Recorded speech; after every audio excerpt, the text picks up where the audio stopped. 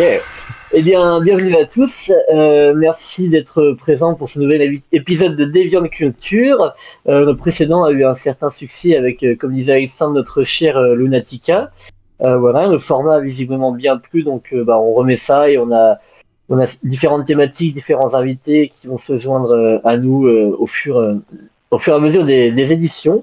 Voilà, actuellement présent à mes côtés Alexandre Bodeco et François Gaillard qui sont tous les deux à leur manière spécialisés du Japon bizarre, de manière un petit peu différente, plus que moi cette fois-ci.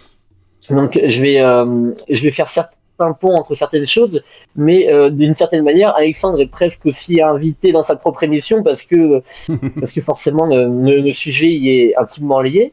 Voilà, donc aujourd'hui nous allons parler du cinéma de François Gaillard et de ce qui m'a essentiellement influencé. Donc François Gaillard, notre invité ici présent, notamment toute la partie japonaise perverse évidemment, parce que c'est ça qui nous intéresse. Et donc nous voilà, nous avons beaucoup parlé de tout ce qui est les romans porno, le pinku violence, le Neroguro, des termes qui peut-être pour certains sont déjà familiers, pour d'autres moins. Mais voilà, on va nous laisser un petit peu développer sur tout ça et je vais laisser François, je vais te laisser l'occasion de te présenter toi-même. Alors, je suis François Caillard. Euh, je suis réalisateur amateur ou semi-amateur selon certains parce que j'autoproduis mes films depuis déjà quelques années. Je me suis spécialisé un petit peu dans, certains diront, enfin, le cinéma d'horreur, mais plus spécialement le giallo, qui est un peu la version italienne et baroque du thriller. Donc voilà, c'est du cinéma d'exploitation avec beaucoup de violence, parfois, souvent de la nudité, de l'érotisme, la mise en valeur des femmes, je précise, et c'est que le film soit le plus belle possible. C'est un cinéma un petit peu fétichiste, mais très dans un esprit années 70, souvent à l'européenne, et bien sûr avec quelques influences japonaises, comme on va le voir ce soir. Et jusqu'ici, je touche du bois, j'ai toujours trouvé un distributeur pour mes films, souvent en Allemagne, où les Allemands sont assez friands, C'est vrai. pareil, et en France, grâce à Tinam Bordage, qui est là aussi via Sadiq Master, qui m'a énormément soutenu pour mes derniers travaux, et je leur remercie infiniment pour ça. Et le dernier film que j'ai tourné, si ça intéresse, on fait se nomme 13 notes en rouge et est sorti chez Sadiq Master, aux exemplaires. Il a eu un joli parcours au festival.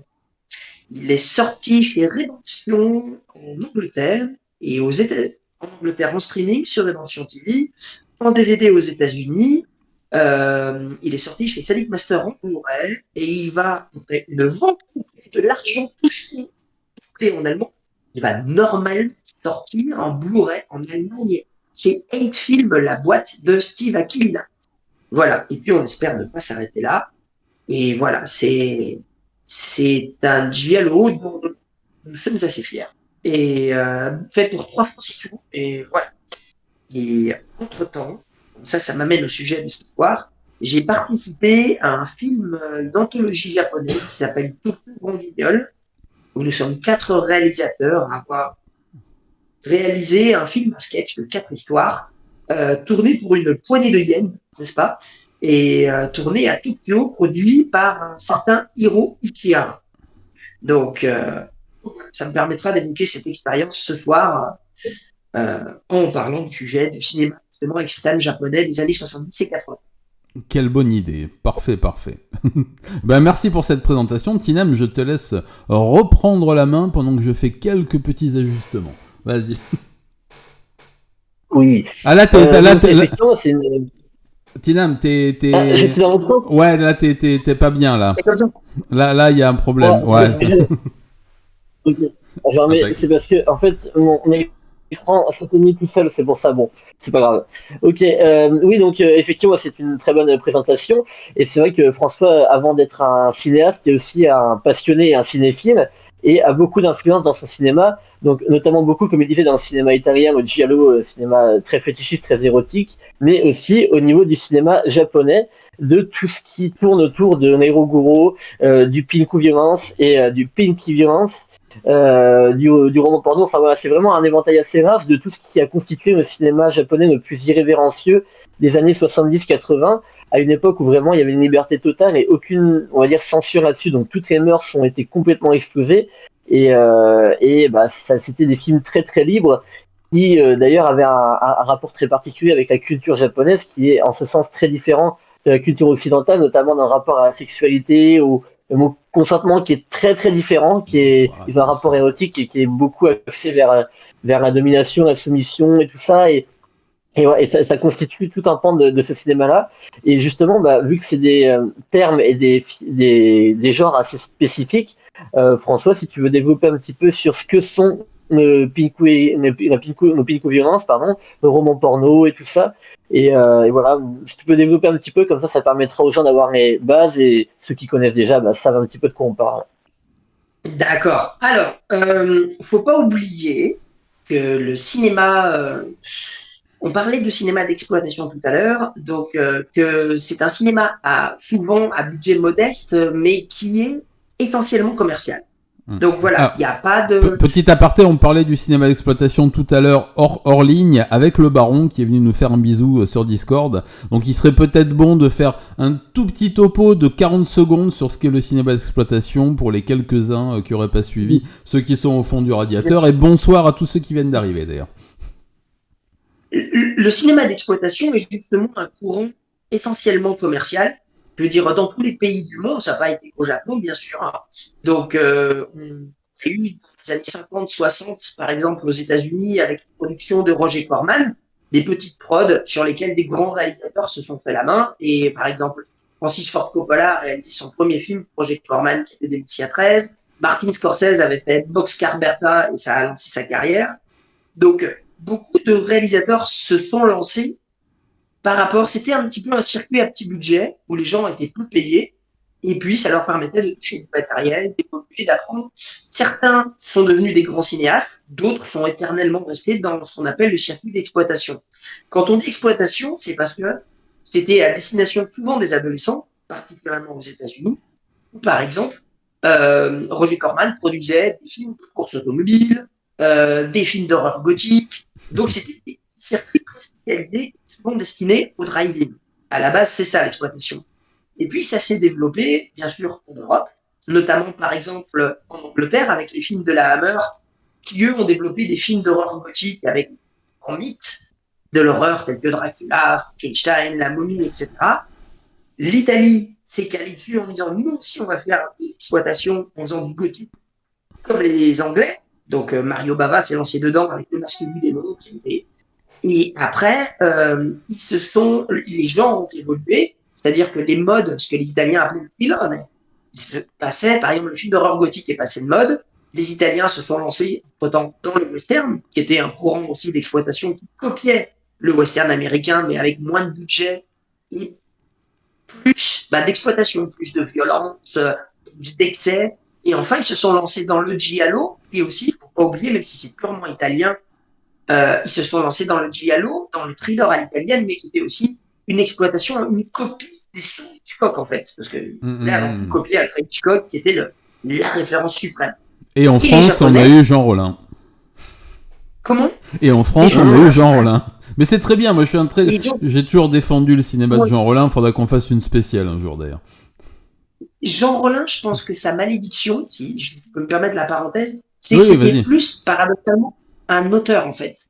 C'est-à-dire que il se battait pour imposer une poésie dans ses films que par exemple un producteur comme Roger Corman aurait sans doute coupé pour que ça ait plus de rythme ou que ce soit plus accessible pour les jeunes.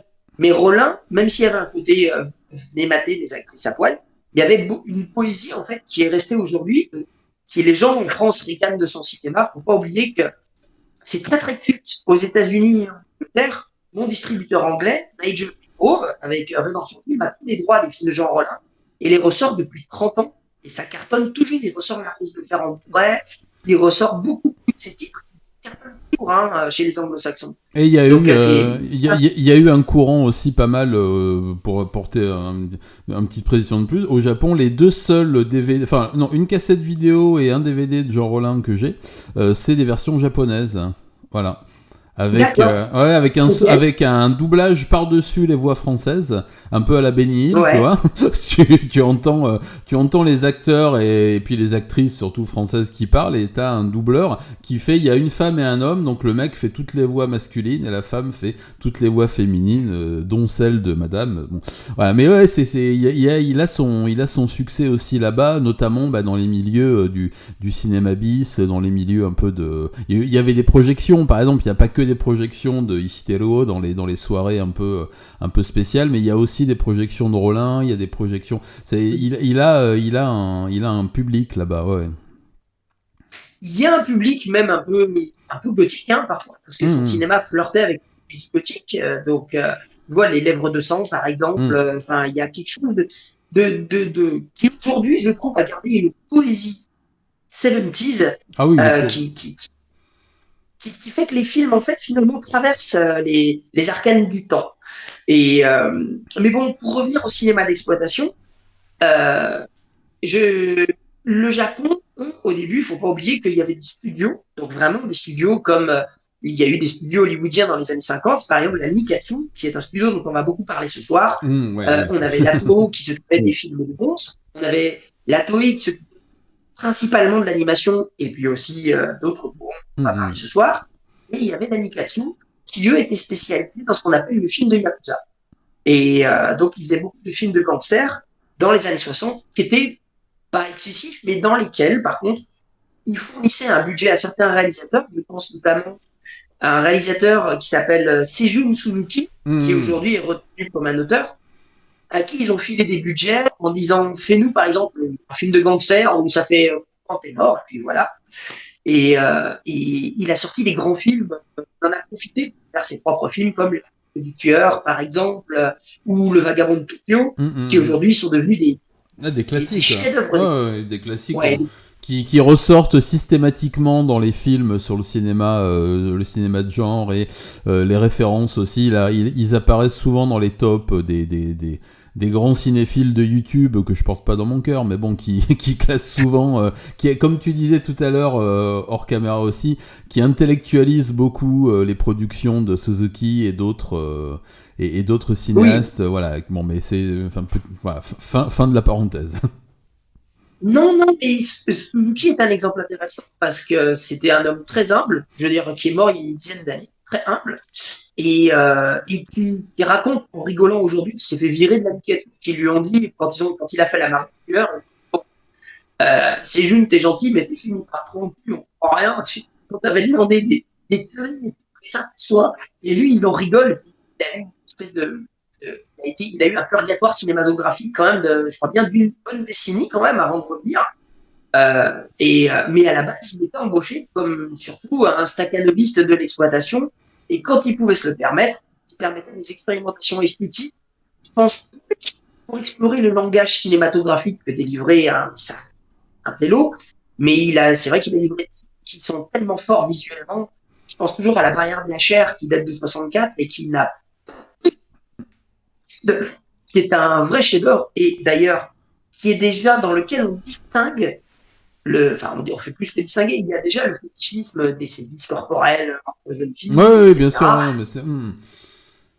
Ouais. Il est, Et, euh, et on- il est lui aussi très souvent cité, je sais plus, très récemment, là, j'ai écouté un podcast sur le cinéma d'art et essai, comme on appelle, je déteste ce terme, mais bon, et où on citait Suzuki, on citait Konuma aussi, Konuma Masaru, on citait, voilà, tous ces réalisateurs qui auraient adoré qu'on les qualifie comme tels à l'époque où ils étaient encore là, mais qui aujourd'hui ouais, sont classés comme voilà, comme des icônes du cinéma qui réfléchit.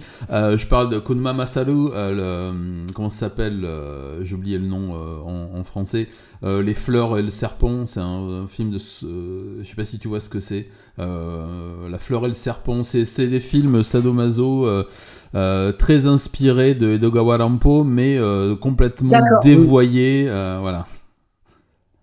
Et c'était du cinéma d'exploitation pur jus. Il est mort il y a une dizaine d'années à peu près. Voilà. Ensuite, il a fait des films, il a fait des romances, il a fait des téléfilms, il a fait des films de commande, il a fait des... je sais pas si c'est Harato, je sais plus comment il s'appelle. Voilà. Et il a fait d'autres films qui étaient très très très basés aussi autour des tortures, mais avec entre deux films très c'est le problème, c'est que j'ai pas noté tous les noms en français. Femmes à sacrifier ou des femmes sacrifiées aussi. Toutes ces films-là, il les a fait à la fin des années 60, début des années 70. Et lui avait sur son cinéma, donc ce type de cinéma qu'il produisait, je veux dire, entre deux séries télé un peu niaises et entre deux adaptations d'animés, il parlait de son film, de son cinéma, pardon, comme d'un cinéma instinctif et sans arrière-pensée. Et j'ai entendu un cinéphile distingué que je ne nommerai pas disséquer justement La femme et le serpent. Et je dis non, pas du tout. Enfin voilà, j'ai encore, pardon pour la parenthèse, mais à chaque fois c'est des anecdotes qui me reviennent et je pense que le discours que tu as par rapport à ça est beaucoup plus intéressant. Je te laisse continuer. Je te remercie. Merci beaucoup. Mais ta parenthèse est très intéressante justement parce que je pense qu'on se rejoint sur ce mode de pensée et cette interprétation de ce cinéma. Mais toujours est-il que l'Anikatsu était une boîte vraiment qui voulait faire des films commerciaux, qui donnait leur chance effectivement à des gens qui disaient j'ai tant de yens, j'ai tant de temps, j'ai des dates. Tenez, tu as par exemple Seijun Suzuki pouvait tourner avec la star locale qui était Yoshikido et il le mettait dans tous ses films. Et puis, au Japon, l'événement qui a traumatisé tout le monde, c'est l'installation de la télévision dans les foyers. Et le public a commencé à déserter le cinéma. Et c'est là ce qui est fascinant pour le Japon, c'est qu'une boîte, entre autres, comme la Nikatsu, mais d'autres, la Toei, qui sont mis aussi, ils ont dit, bon, qu'est-ce qu'on ne peut pas mettre à la télé qu'on peut mettre au cinéma? Du cul, du sang. Donc, à partir de là, sur la Nikatsu, où les gens étaient tous sous contrat, c'est-à-dire que tu avais des acteurs avec des contrats exclusifs avec la Nikatsu, tu avais des réalisateurs qui avaient des contrats exclusifs avec la Nikatsu, et ils ont fait presque une réunion d'entreprise en disant on va s'orienter là-dedans, c'est partir. Donc, tu as certains réalisateurs qui ont déserté, qui ont dit bah non, c'est pas ma cam. T'en as d'autres qui sont restés, et t'en as même qui sont partis, et puis qui sont finalement revenus en disant bon, finalement, j'ai et les gens prenaient tout ça comme un boulot, en fait. C'était vraiment un job. Et c'est ça qui est assez fascinant, c'est-à-dire que c'est cette distance avec des sujets très intenses, dont on va parler tout à l'heure, alors que nous, c'est des thèmes qui peuvent énormément nous choquer et qui ne sont pas du tout dans nos mœurs. Alors, je vais faire une toute petite parenthèse technique.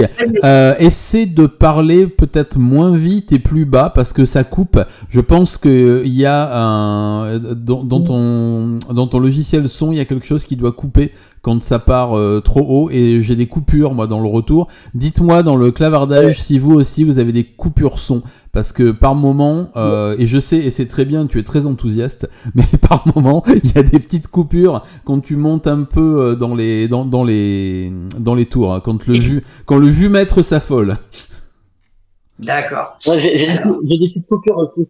T'as des petites coupures aussi. Ok, bon, donc j'ai essayé, j'ai mis au minimum là le gain, mais voilà, juste et je te laisse continuer. Fin de la parenthèse.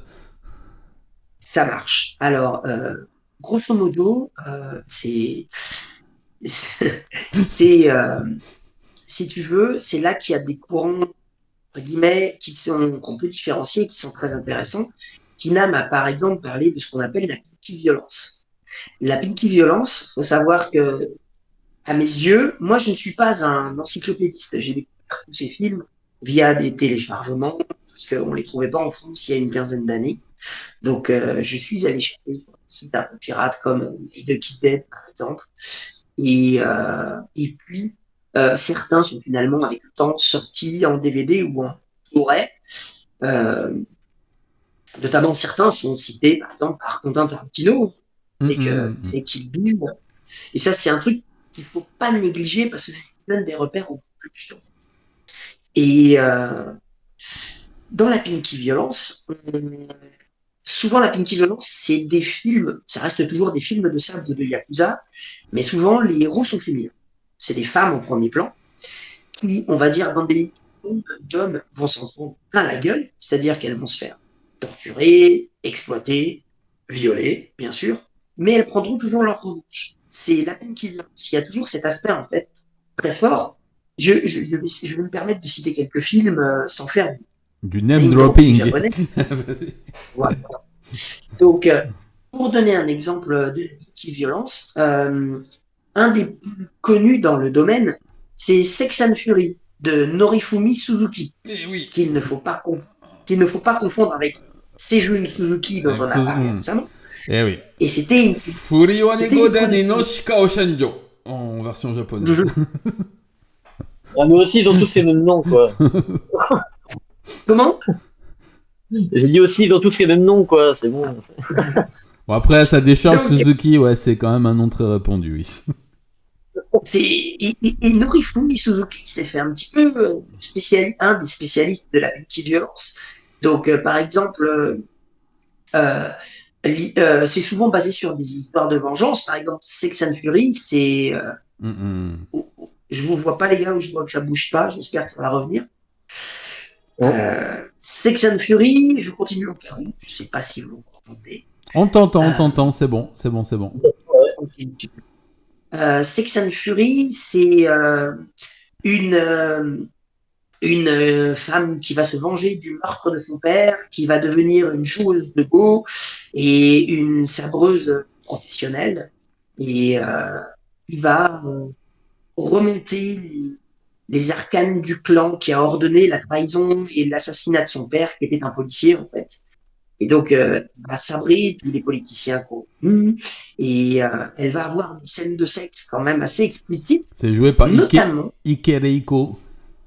Ike Raiko. Et est-ce que tu te souviens, petit test, elle a une scène, dans ce film, il y a une guest star européenne connue du cinéma d'exploitation européen, à qui Tarantino fait justement un clin d'œil dans Kill Bill. Si je te fais ceci. Ah oui, tout. Ah yes, mais je me rappelle justement, je pensais à sa partenaire féminine dont je vais parler après et j'ai oublié son nom. Ça va me revenir, mais vas-y, challenge relevé. 1-0. Je me rappelle plus de ça. Christina Lindbergh. Oui, qui a voilà, joué merci. dans... Oui. Alors, Ah oui, c'est vrai que. comment? Non, je disais, oui, c'est vrai qu'il y a. Limoneuil, ouais, c'est la référence. Qui a joué dans le thriller High, et qui avait été repéré dans un avion par le producteur de la Toei et qui du coup a amené sa plastique parfaite dans Sex and Fury. Et les Japonais se font pas emmerder, hein. La poêle de puissance, ils sont bien écrits. Et il faut savoir que justement, je parle de féminisme parce que malgré ce que certains appellent gay, il est mis au service de l'histoire et de vengeance du personnage d'Ike Raiko. Je pense notamment à une scène très forte où elle veut tuer l'un des assassins de son père et elle se recouvre le corps d'un parfum empoisonné et elle est intégralement après, elle se fait déchiqueter le corps et le mec crève en lui faisant un cunilingus et la scène est absolument géniale. Ah oui, non, mais c'est un grand film de. Et je fais encore une petite parenthèse à propos de. Dans le film, il y a une autre actrice, je sais pas si tu t'en souviens, qui est moi, une de mes actrices préférées. Elle était au top de sa carrière, mais elle a fait pas mal d'autres films. C'est Negishi Akemi. Negishi Akemi, c'est une actrice que les abonnés de ma chaîne connaissent bien, puisque c'est elle qui a joué dans le film Anatahan, donc la vengeance, la reine de Anatahan, qui est une histoire. La reine de Anatahan, ça te dit rien, c'est un film des années 50 qui est basé sur une histoire vraie dont j'ai fait une grosse vidéo et un livre. C'est l'histoire de naufragés, à l'origine pas de naufragés, mais à l'époque où l'Empire du Japon a conquis les îles des Philippines, de Malaisie et de partout, ils ont laissé des colons sur des îles pour cultiver de la banane, du café, etc. Et pendant la guerre, ces colons ont été abandonnés sur les îles. Donc il y a eu du cannibalisme, il y a eu tout un tas de choses, des gens qui sont juste morts de faim. Et sur l'île de Anatahan, il y a eu ce groupe humain avec une cinquantaine d'hommes et une femme. et la femme est devenue la reine à force de jeux, de séduction et de pouvoir, et a éliminé les mecs les uns après les autres. Il y a eu c'est une histoire passionnante, et le film qui a été produit en temps réel, au moment où on allait les repêcher sur l'île, on a produit un film qui est d'une violence psychologique absolument avec puis d'un érotisme assez torride aussi, est avec Negishi Akemi, qui est moi une de mes actrices préférées, qui a un tout petit nez tout mignon là, voilà. Enfin bon, ça va le voir si tu l'as pas vu, il est disponible gratuitement sur YouTube. C'est un film de 54, je crois. Alors, si tu me dis de 54, ça veut dire qu'elle est plus âgée que Ike Raiko. Ouais, oui, et est-ce que c'est le rôle de sa mère qui la retrouve Oui, c'est ça. D'accord. Je connaissais pas le nom de cette actrice. Je l'avais remarqué parce qu'elle a un physique assez particulier, en effet. Et elle joue, je crois, dans Les Menottes Rouges de Yukio Noda avec la partenaire souvent de Ike Raiko. Et attention, name dropping japonais, après je me calme. Donc tu cherches le nom, je crois que c'est Miki Sugimoto dont tu cherches le nom, peut-être, qui a souvent joué avec Ike Raiko dans des productions érotiques. Oui, tout à fait. Ouais, c'est ça. Ouais, exact. Exact. Donc, et tout ça pour dire, je cite Sex and Fury, parce que je trouve que c'est un exemple parfait de ce qu'était la pinky violence. Et d'ailleurs, Norifumi Suzuki se spécialisera là-dedans pour la Toei, et on retrouvera par exemple son film suivant sera d'ailleurs Le Couvent de la Bête Sacrée, que beaucoup de gens connaissent parce qu'il a été distribué par Studio Canal en 2001, à l'époque en DVD, chez Jean-Pierre Dionnet. C'est vrai. Et voilà, qui est un très beau et très beau visuellement film de non-exploitation, donc film de nonne. C'est d'ailleurs la même chose, c'est une histoire de vengeance. C'est une femme qui s'incruste dans un couvent, qui se fait passer pour une nonne pour retrouver les assassins de sa mère. Donc on retrouve l'histoire de la femme vengeresse, avec les excès, bien sûr, elle va jouer de son corps, les excès, et on aura des nonnes qui se fouetteront les boubs salaires, des femmes qui seront torturées avec des ronces et des roses. Et c'est à la fois, on est dans ce mélange de cinéma d'exploitation un peu grammelé, mais c'est tellement travaillé visuellement, tellement beau, que ça fait place à une forme de poésie, en fait, sans aucune prétention intellectuelle. C'est-à-dire que c'est le graphisme qui prend le dessus. C'est vraiment le pur langage cinématographique. Et l'actrice rivalise de charisme, enfin, elle est vraiment incroyable. Et puis, bien sûr, il y a pourtant de l'urologie, enfin, le pipi, c'est ça? C'est l'urologie, c'est ça? Ouais. Oui, c'est ça. Donc, urologie, urophilie, oui. Quoi? Urophilie, ouais, urologie, urophilie, ouais. Voilà. Parce que l'ufologie, c'est pas pareil, en fait.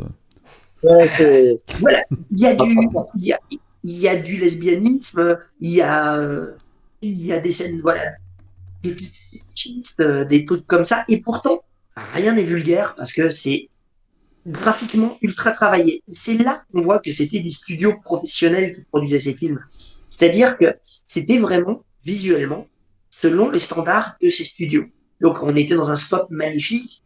Chaque plan était cadré au poil de cul japonais près, s'il y en avait. Et on était vraiment, voilà, dedans.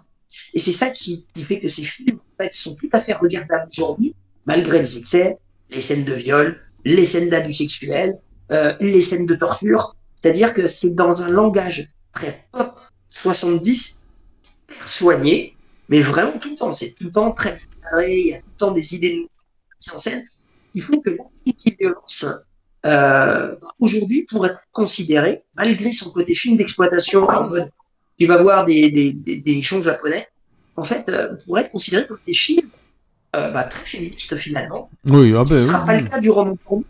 Non, beaucoup moins, nettement moins. Mais j'insiste pour commencer par celui-ci parce qu'on est quasiment de notre petit miroir en fait avec la petite violence en fait. Et tu as différents réalisateurs qui se sont spécialisés dedans. Je cite souvent Norifumi Suzuki, et tu avais aussi des stars maison qui venaient faire des apparitions, comme Sonny Shiba, par exemple, qui est le célèbre karatéka, qui avait fait la saga des Street Fighter, qui a fait à peu près tout d'ailleurs au cinéma japonais, du Yakuza à n'importe, il a fait un peu tout, ouais. Voilà, qui a été en fait le Bruce Lee japonais, qui a été géré par Tarantino, d'ailleurs, qui joue dans Kill Bill, hein. Et souvent, on voyait Sonny Chiba passer une tête. Et même parfois, ce qui est intéressant, c'est que quand ces cinéastes se lançaient, par exemple, dans un simple film d'action commandé par la Toei, surtout Norifumi Suzuki, il remplissait vraiment le job, hein. C'est-à-dire, il faisait des films d'action, mais au milieu, il pouvait pas s'empêcher de tisser une petite croix gammée par là, parce qu'il avait des obsessions avec ça. Oui, Euh, ça, oui, c'est moins qu'on puisse dire. Ça a même une été. scène de cul en plein milieu, un excès de violence. Je pense à ce film qui est pourtant purement calibré pour Sonny Chiba, qui s'appelle en France Shaolin Karaté, qui date de 75. C'est un pur film de baston où Sonny Chiba met son pied dans la tête Oui. de le figurant qui passe le cran. Et il y a une scène où Sonny Chiba attrape je crois que c'est un Coréen qui veut violer une femme dans une boîte de nuit. Il lui attrape la bite, il la coupe et il la jette et il la donne à manger à un chien. C'est au milieu du film. Alors que c'est un film calibré d'action. Ils vont battre. Donc, tu as ces excès comme ça, au milieu de cette primitive violence, tu peux la trouver en filigrane dans les productions de l'époque. Et, tu as également des films, même quelqu'un qui s'est spécialisé plus tard dans le roman comme Yasuharu Azebe, s'est lancé d'abord dans la saga des Stray Cat Rock, qui étaient des films de gang de Yakuza, mais avec des femmes qui se battaient et qui des fois remontaient. C'est Noraneko Roku pour ceux qui cherchent la référence. J'adore, j'aime énormément les jeunes délinquantes rebelles. Voilà, je suis très très fan. Et ouais, c'est l'année de ma naissance. C'est sorti l'année de ma naissance, le Noraneko Roku et le Sex Hunter. Sex Hunter.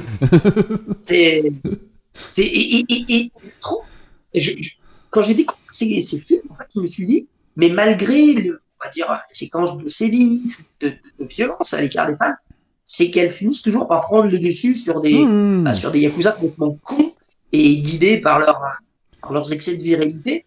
Et je trouve que je me suis dit, c'est marrant d'avoir réussi à tourner ou à détourner ce cinéma d'exploitation à travers pourtant des thèmes qui sont beau tabou aujourd'hui. C'est ça que je trouve vraiment fascinant. Bah, c'est une espèce de rape and revenge à la japonaise avec quelque chose en plus, quoi. Totalement. Et bien évidemment, je citerai, on en a parlé tout à l'heure, Chan, la saga des femmes scorpions, qui était à la base une commande de Woman in Prison, film de prison de femmes, donc ça devait être de la pure exploitation. C'était en mode, on veut des femmes prisonnières qui se lèchent la moule. Hein. Oui, on va dire que c'est le pitch, ouais. C'est exactement ça, ouais. Quand on fait Shinya Ito et sa star Meiko Kaji, alors je fais une parenthèse pour les non-initiés, Meiko Kaji est une actrice et surtout chanteuse très connue au Japon, qui a chanté des pubs, dont vous pouvez entendre certains morceaux dans Kill Bill toujours de. Oui, c'est vrai qu'il en avait repris. Ouais, bah après, c'est un gros jukebox, hein, la bande-son de Kill Bill. C'est un énorme jukebox. C'est vrai, mais la carrière de Meiko Kaji aussi est un gros jukebox. Ouais. Mais j'en ai, tiens, petite anecdote qui n'intéressera absolument personne, mais c'est pour ça qu'il faut que je la base maintenant. J'en ai passé quelques morceaux hier pendant que je tatouais une femme d'un certain âge. Voilà, c'était tout. Bah, je te laisse reprendre la main. Alors, c'est marrant que tu dis ça. Tu sais que je travaille dans un hôtel, je suis réceptionniste, et moi, je mets du Meiko Kaji en fond sonore. Dans le fond sonore, oui, mais ça passe avec tout. Parce que c'est quand même assez facile à écouter, n'importe qui peut accrocher. Oui. C'est très connoté, années 60-70. Il y a ce petit son easy listening un peu facile, et c'est vrai que ça passe partout. Et Meiko Kaji, qui à la base, au début, la Toei se disait, on veut l'émission de Meiko Kaji dans La Femme Scorpion, et finalement, Fumiya Ito, le réalisateur, qui est un grand féministe, a dit, on va détourner les codes, on va en faire quelque chose d'abord de très esthétique, c'est-à-dire qu'on a des élans tellement graphiques, avec des couleurs tellement fortes, on a l'impression parfois que ça bascule dans le Suspiria de Dario Argento. Ah oui, c'est cette Et en même temps, il respecte la demande de la Toei, quand même, parce qu'il y a des scènes de viol, de sévices, de viol lesbien, Les Gardiens, cadeau. Et pourtant, tu as des films ultra provocateurs comme ces gouttes de sang qui tombent sur un drap blanc et qui forment le drapeau Qui forment le japonais. drapeau et qui sont censurés dans toutes les versions de l'ère Showa jusqu'à la fin, c'est-à-dire, je crois que c'est dans les années 80 où ça a été proposé dans sa version intégrale et où ça avait aussi irrité un peu les muqueuses des nationalistes japonais qui sont jamais très très fans de ce genre de cinéma, mais c'est pas le seul. Tu m'étonnes. Et si tu veux, sur les 3 premiers volets de cette saga, Shinya Ito et Meiko Kaji ont vraiment utilisé les codes, et notamment dans le 2, qui est un chef-d'œuvre graphique et visuel, qui est vraiment une œuvre d'art. Et où tu as cette séquence dont nous avons parlé tout à l'heure en antenne, où le groupe de femmes s'évade de prison, prennent en otage un bus de mecs qui au début s'envoient chier en disant ouf. Et puis finalement, elle leur lave les couilles à poste de fusil.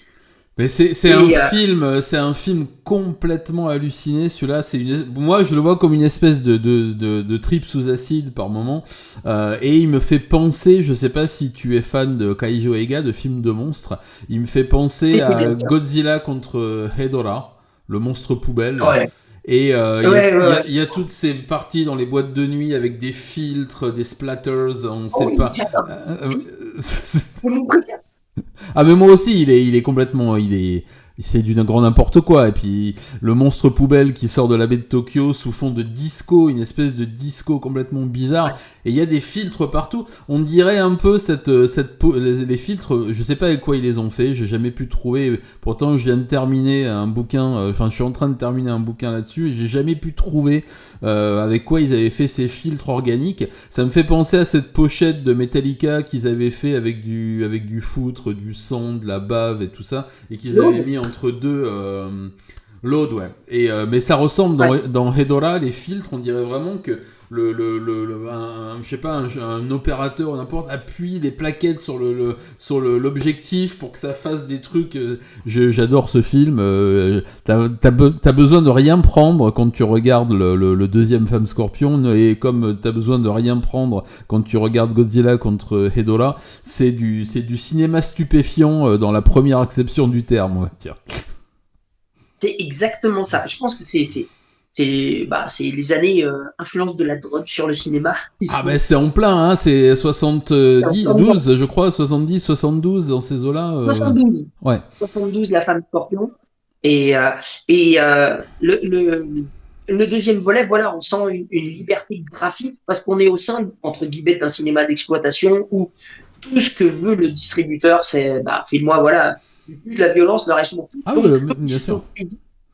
Il s'éclate et donc finalement la Pinky Violence c'est un courant vraiment fascinant pour ça. Alors tu as des films moins réfléchis, là on cite vraiment le haut du panier, voire même l'arbre qui cache la forêt, mais je trouve qu'en ça la vision un petit peu que propose ce cinéma d'exploitation japonais, cette Pinky Violence, est vraiment fascinante. Et puis tous les élans pop de l'époque finalement n'ont pas vieilli. Enfin, je veux dire, aujourd'hui, tu as des codes esthétiques qui peuvent revenir, qui sont revenus à chaque décennie et qui ont même influencé une partie de la production d'animation japonaise de ces dernières années. Il y a eu, alors je sais plus comment ça s'appelle, Tsubaki, la jeune fille et le camélia, tu sais, inspiré du roman de Edogawa Rampo, qui est devenu un film d'animation dans les années, enfin une série ou un film d'animation dans les années 2000. Tu parles de Midori C'est Midori dont tu parles ou pas oui, c'est ça, ouais. Et voilà, ça a inspiré. Je me rappelle, j'avais noté, je sais plus où j'ai mis mes notes, bon peu importe. Et il y a eu un remake de fait il y a pas très longtemps en live action qui est un peu moins bien, mais ouais non c'est Toriko, voilà, c'est Toriko qui l'a fait, cette jeune réalisatrice issue de la télé là, qui fait des trucs pas mal mais qui sont très calibrés pop culture, fait pour l'exportation, et j'ai trouvé un peu trop un peu trop, je sais pas, édulcoré. Il manquait de trucs. C'est issu c'est tiré d'un manga de Soehiro que j'aime beaucoup. Mais à la base, c'est des histoires de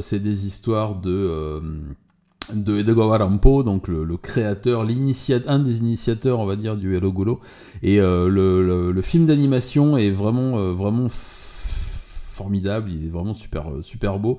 Et il y a énormément d'influence justement de ces films des années 70 dans le choix des couleurs, dans la colorimétrie choisie justement pour... Alors je sais pas s'il a été fait de façon numérique ou s'il a été fait sur cellulo, je pense pas. Mais voilà, je suis quasiment et intimement persuadé qu'il y a une influence énorme de Hasebe et compagnie dans ce cinéma-là. Mais encore une fois, je parle trop et Tinam il dit rien en plus, il est tout timide en bas. Alors, parce que j'ai un problème en fait de caméra depuis tout à l'heure, donc d'écran qui se met en V en fait à chaque fois, donc c'est un peu compliqué pour improviser des passages, mais en plus comme je vous disais, la partie strictement Eroguro, Pinky, tout ça, j'avais pas mal étudié ça lors de l'écriture de mon livre, mais c'est pas quelque chose que j'ai forcément engrangé en mode encyclopédie, donc c'est pour ça j'ai plus être là sur des questions, certains sujets précis, certains films, mais après j'ai pas forcément toutes les références, donc c'est pour ça qu'en fait vous auto-alimentez la conversation mieux que moi là-dessus. Ok. Mais si t'as une question suivante d'ailleurs. Hein. Ouais, Oui, demande. là, du coup, donc François, t'avais surtout développé par rapport au Pinku Violence et la transition, c'était peut-être le roman porno justement, qui tu disais qui est assez différent dans le sens déjà qu'il n'est plus tout à fait aussi féministe et du coup donc qu'est-ce que le roman porno parce que quelqu'un de complètement néophyte pourrait se dire et pourquoi il parle de roman pornographique sur ce sujet-là, un roman porno, c'est un roman où il y a de la porno, où il y a du porno dedans. Non, non, non, c'est pas ça. Donc, justement, l'idée, c'est de redéfinir un petit peu ça par rapport. Et d'ailleurs, pourquoi ça s'appelle des romans porno et voilà, donc, expliquer donc, la différence qu'on a vaguement évoquée par rapport au Pinku Violence. Et si tu peux développer un petit peu ça, parce que ça va être un peu un des points on va dire un des points de convergence du sujet, quoi, donc de la thématique. Et alors, roman porno, c'est la condensation de pornographie, bien qu'on ne voit pas de pornographie. Faut pas oublier qu'il y avait quand même une censure sur la pornographie au Japon. C'est Donc c'est un impossible, érotisme. C'était avant la GAV. Comment? C'était avant la JAV, pardon. Ah oui. Alors, c'est arrivé, disons qu'il y a il y a toujours les mêmes lois, elles n'ont pas changé, mais bon, c'était une façon détournée, on va dire, de tourner des films et le cinéma érotique, Pink, Pink Oiga, Pink, etc. C'est à chaque fois. Il y a des versions, je sais que pour beaucoup de films, un peu comme dans l'érotique européen, il existe des versions non censurées où ils finissent ce qu'ils ont à faire sans pixelisation qui étaient réservées, parce que si ça se fait encore, je sais plus, pour le marché occidental, et d'autres versions qui étaient coupées et qui étaient ensuite floutées le plus possible. Et pour les romans, pour les films d'exploitation et les films Pink, là il n'y a pas de floutage parce qu'il n'y a pas d'acte. Voilà, ça s'arrête comme le film du samedi soir sur M6, quoi. Voilà. Alors attention, il y a des floutages, mais je vais citer certains exemples. Donc, et bien sûr, c'est pour dire romantique. Donc, parce qu'il y a un certain romantisme dans ces films d'exploitation et à l'érotisme très très poussé, et où le sujet principalement, cette fois-ci, est la domination. Et donc, on a eu la Nikatsu, c'était un peu la spécialité de la firme vraiment spécialisée dans le roman porno. Et on a eu, je vais citer en premier, avant de citer une pièce maîtresse que j'adore, mais je vais citer en premier, par exemple, un cinéaste qui a lui-même travaillé sur la saga de la femme scorpion, qui s'appelle Yasuharu Azebe, de Alexandra Evans. Voilà. Oui, tout à fait. Et Yasuharu Azebe, si je te dis juste les titres de ses films traduits du japonais, ça va très vite. C'est-à-dire harcelé, violé, le violeur à la rose. Donc, t'as compris direct le sujet de ces films, en fait. Et ce qui est assez fascinant toujours chez Yasuharu Azebe, c'est que les pitchs sont complètement fous, sont très très ambigus sur le viol, Par exemple, le film que j'appelle Harcelé, je crois que le titre, tu m'arrêtes, toi qui comprends le japonais, Ozu, un truc comme ça, il me semble, mais il me semble pas. Ah, Il date vas-y. de 76. Eh, Aozu, alors, il me dit, je sais. pas comme House, hein, comme House de Obayashi. Ah, Hein. oui, oui, oui, non, non, oui, je confonds. House, ouais, mince, alors je me rappelle plus du nom de celui-là, tiens, ça me revient pas. Ça, de quelle année il est, tu dis? 76. 76, 77 de ACB. Et non, ça me revient pas. Ça... Il était trashy hein, à cette époque-là, Non, ça et me par dit. exemple, Moi, je connais surtout ceux de la fin des années 60, début des années 70. Les Shimano Morata, pardon, et les autres, je sais plus. Mais celui-là, ça me dit rien du tout. Ou alors ça me dit, mais ça me revient pas. c'est par exemple, je cite différents sujets hein, de Yasuharu Azebe pour montrer le thème principal. C'est par exemple Aozu, c'est une femme qui un soir rentre chez elle et se fait violer, Hmm. naturellement. Et après, où qu'elle aille, elle se fait violer et tu ne vois jamais le visage de son violeur. Oui, d'accord, Et ok. au bout d'un moment, on vient à te demander, mais est-ce qu'il imagine les viols qu'elle subit ou est-ce que c'est vraiment le même mec qui la coince partout? Même un soir, elle est dans un il la chope dans sa bagnole, elle est chez elle jusqu'à ce que, et ça c'est moralement super discutable, qu'elle accepte finalement son violeur et la scène finale, elle se couche, elle l'entend qui rentre dans sa maison, elle met un petit disque, elle dit ah je t'attendais, je m'inquiétais que tu viennes pas, et boum, elle se fait violer dans la scène finale. Donc Oui. c'est vraiment axé que là-dessus. Il a fait aussi toujours Yasuharu Ah Azebe oui, pour merci, ok. Oui, l'aviation. c'est ça, ça c'est ça, c'est ça. Ok, Il mais a fait Non, le il y a quelqu'un violeur qui à nous la en rose. parle dans le chat. Ah ouais, d'accord. C'est Ouais. qui a fait le violeur à la rose, par exemple. Et le violeur à la rose, c'est ah un bah ouais. garagiste un peu pato Oui, celui-là je le qui connais. repère un gars, ouais, qui repère un mec très charismatique qui a tout le temps une veste en cuir rouge. Hmm. Et le mec avec la veste rouge, alors je l'ai vu il y a 12 ans, mais si je me souviens bien, il me dit bah, viens, je t'emmène. Et bon, il va lui dire regarde, il va lui violer une nana. Et on a perdu Kylian. Il va lui montrer. Ouais, non, mon téléphone, en fait, je dois faire tenir en équilibre, c'est un peu compliqué vu que je suis pas chez moi là, mais bon, c'est pas grave, allez-y.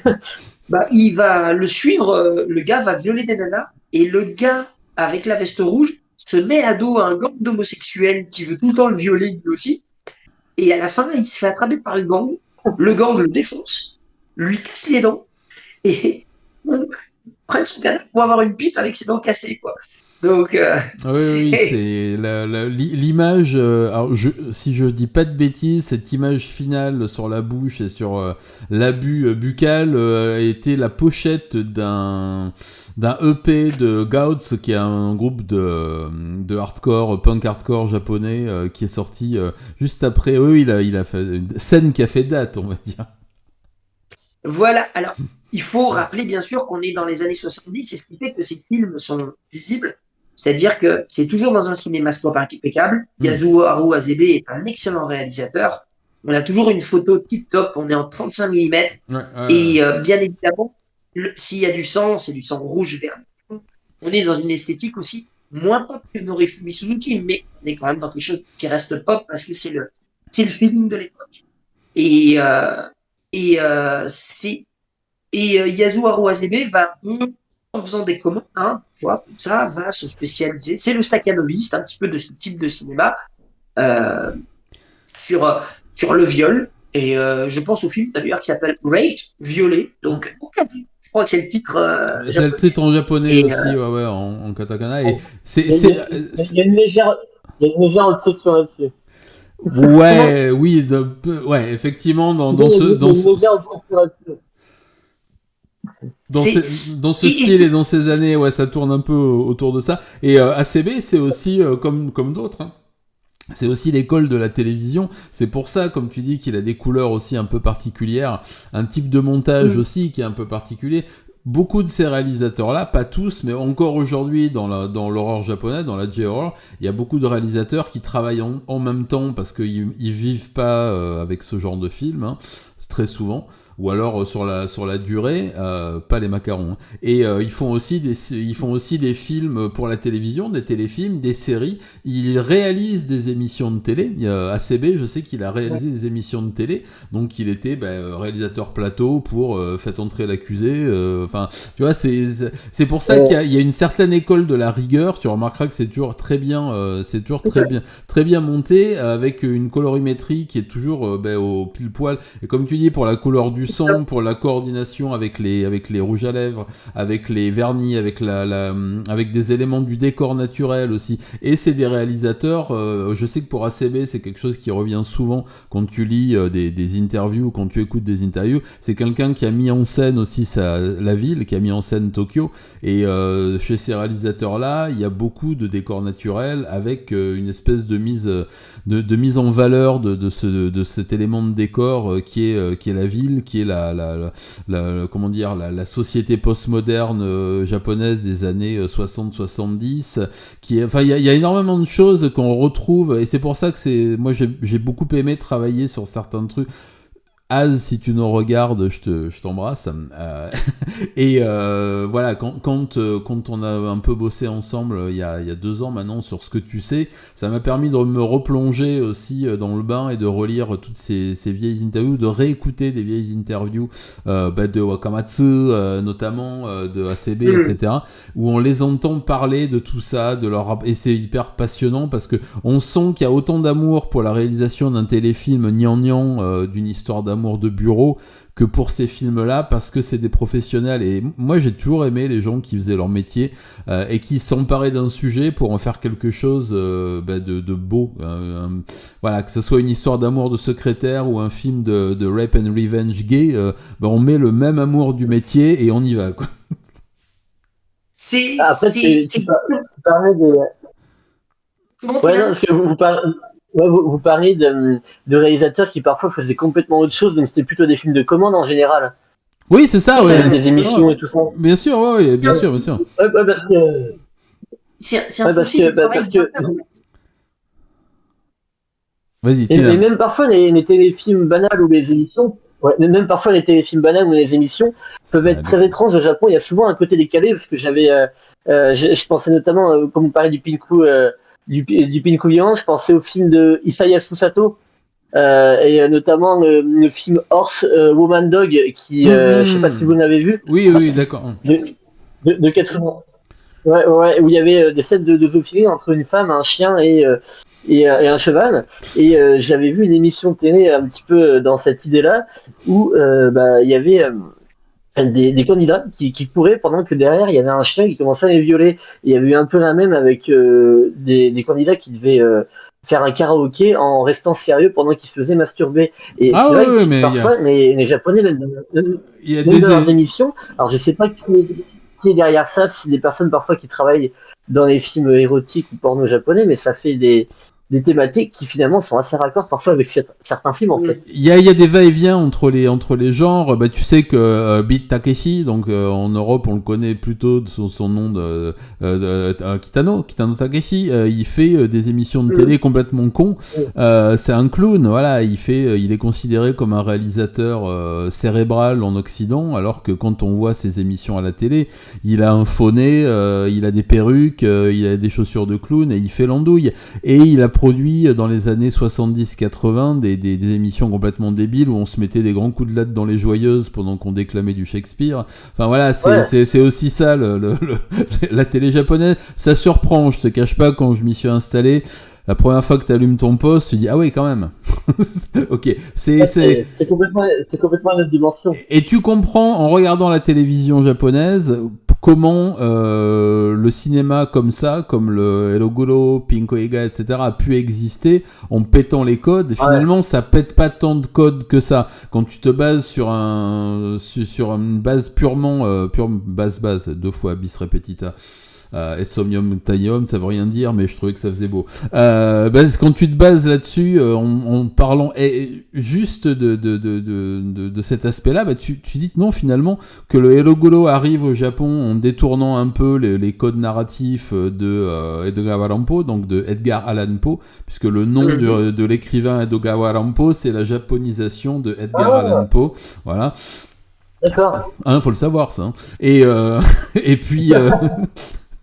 Et c'est pour ça que ces codes-là ne peuvent avoir été créés qu'au Japon, parce que voilà, dès que tu vois, que tu regardes la télévision, quand tu regardes le théâtre japonais, que ça soit dans le kabuki, il y a beaucoup de références au kabuki aussi dans ces films-là, par rapport à la grimace, par rapport au masque, par rapport à l'importance du maquillage, par rapport au cadrage aussi, aux tricks, les petits tours de passe-passe qu'on peut voir et qu'on devine souvent, mais qui sont hyper charmant, je trouve. Il y a tout ça, et c'est pas innocent en fait que ça soit des mondes qui s'interpénètrent, et c'est le cas de le dire. La télévision, le cinéma, l'exploitation, la musique, etc. Parce qu'on retrouve les mêmes codes. Mais je te laisse parler parce que sinon je vais parler tout le temps. Vas-y. Vas-y, François, je te laisse reprendre. Ouais, non, moi je continuais toujours un petit peu en citant quelques courants, on va dire. On parlait du roman porno. Alors bien sûr, on parlait de Staccanoviste, qui sont aussi des faiseurs, et il y a eu également des réalisateurs un petit peu plus torturés, qui après ont développé une carrière un petit peu autre, et je pense notamment à ce réalisateur que je trouve très peu cité et que j'aime, qui s'appelle Kishiharu Ikeda, qui avait fait qui a fait en 88 l'excellent Evil Dead Trap. Oui. Et Toshihiro Ikeda, il a commencé chez la Nikatsu.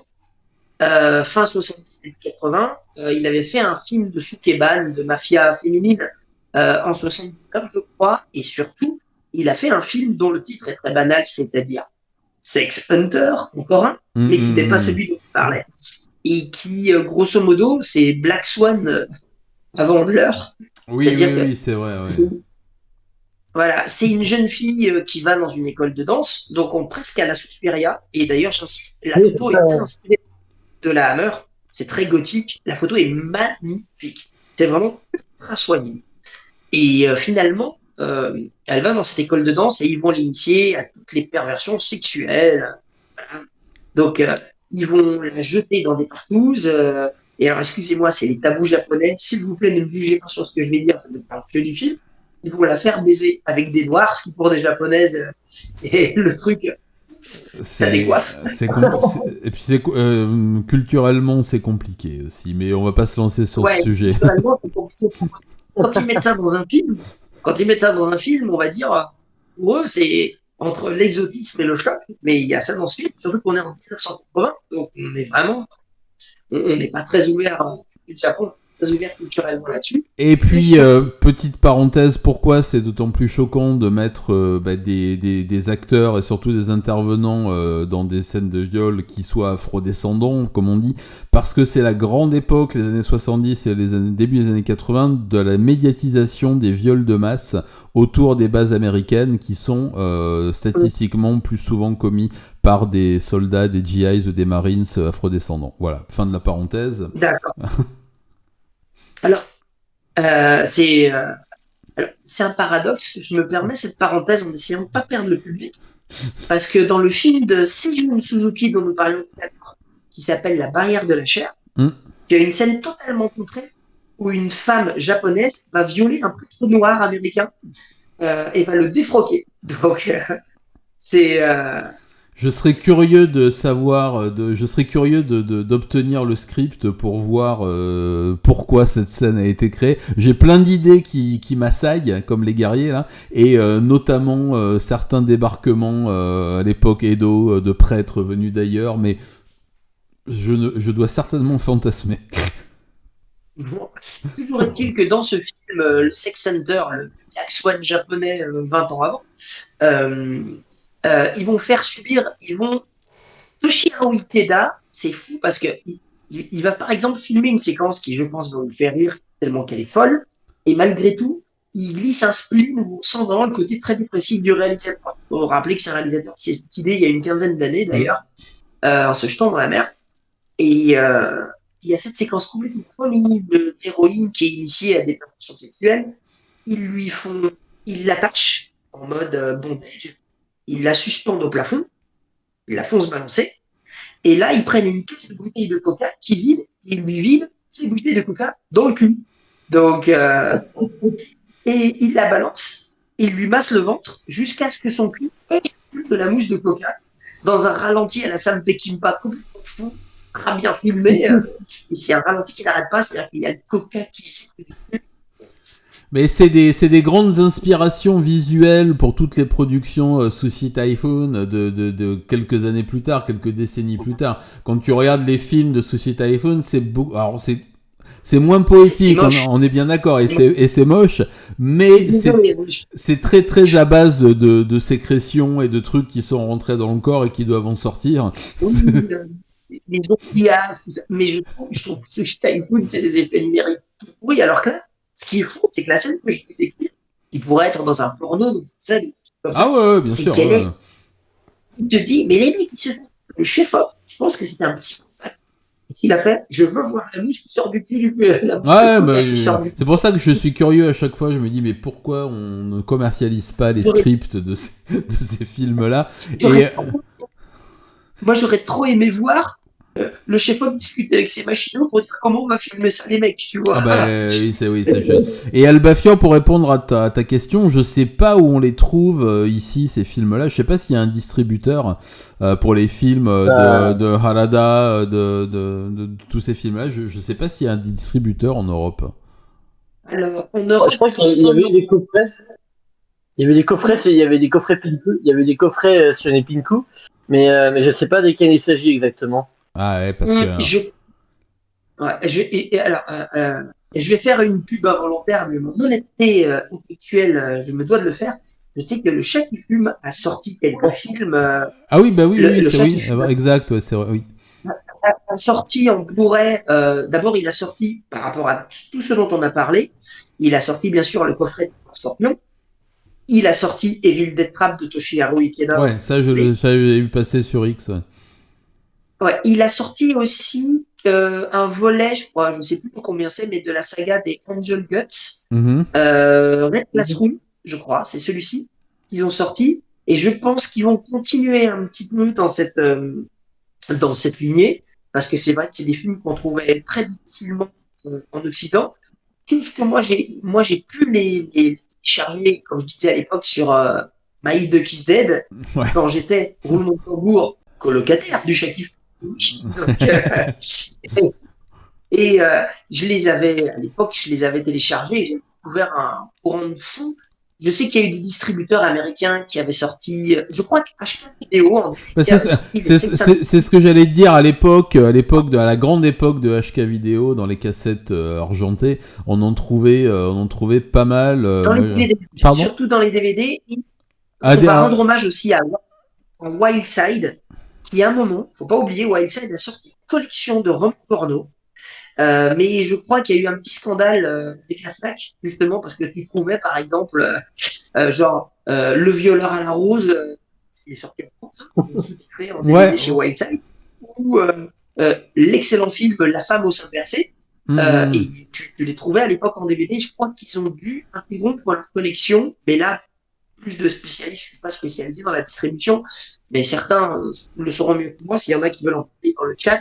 Et il me semble que cette distribution a été interrompue suite à quelques scandales du contenu justement oui, mais c'est de toute façon une fois que Tinem sera devenu millionnaire grâce à sa distribution diffusion, il va pouvoir nous acheter plein de droits de films de ACB et tout ça, ça va être je compte sur lui.